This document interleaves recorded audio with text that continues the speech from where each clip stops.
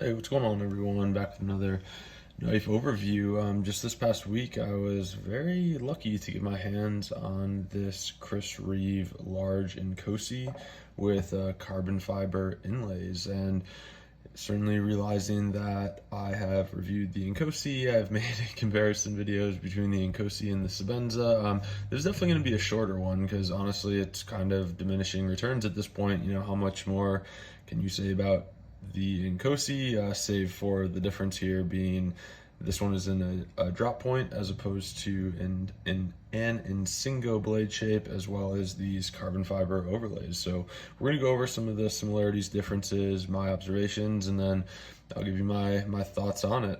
This is the box that it comes in. Man, these boxes are kind of they're like gremlins to me. Like they keep every day I look, there's more and more of them kind of in my drawer. But you know, standard kit. The one cool thing about some of these more exclusive ones, they do come with this little you know, folder sheath kind of thing, and that is nice. I do find myself when I have this on my bedside and try to take a picture and post it right here, I do keep these in here, and I think it's definitely a nice little touch. So with that, we will jump into my overview of the Reeve large Inkosi Blade HQ exclusive. So with this overview, and you know, realizing that I've already, you know, ad nauseum gone over the differences between the Inkosi and the Sebenza, et cetera. I've reviewed an Inkosi. I just kind of want to stick to my observations with this because there really aren't any differences between, you know, this knife in front of you and the Knife Art exclusive. Obviously, this one has a drop point. This one's going to be in that Insingo blade shape. This one has a full show side carbon fiber. This one is going to be full titanium with carbon fiber inlays. So I mean, the knives are, for all intents and purposes, these models, they have the same thing. Any Inkosi is going to have that updated or upgraded pivot, larger pivot, larger washers in it, thicker blade steel. So we can count that out. If you're interested in the differences between an Inkosi and a Sebenza, etc., check out my other videos.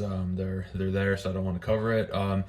Both of these are going to have 3.5-inch blades. As I said, so this is a Knife Art exclusive. This one is going to be a Blade HQ exclusive. And when this came out, the MSRP was $599. And, you know, I don't have too many observations for this knife, but there are two that kind of stand out to me. The first one being the weight. So having the scale version, the scaled carbon fiber version, this one weighs a whopping 5.01 ounces, and compare that to this one, which is 3.7 ounces. But again, we know where the weight comes from, but I have to say I much prefer the lighter, kind of more nimble feeling of the full carbon fiber scale. This one, and I was thinking really hard to figure out like how I kind of felt about it or what I was feeling. And I will say though, like working the lock or the action on the full titanium one, it feels much better. It's kind of, it's hard to describe, but it just seems much more like precise and kind of like bank vaulty type thing. Whereas this one, since, you know, carbon fiber being a composite, titanium on the other side, it just like, it doesn't, not to say I don't have faith in it, but this one just has one of the most secure lockups I have felt in a knife. Like it feels bulletproof, but you pay for that feeling, you know, with the 1+ extra ounce that this thing weighs, which again, can't foot stomp it enough, is very, very noticeable. So with this one too, and I think it's just kind of, I don't know, I'm definitely a Sebenza, like a large Sebenza fanboy.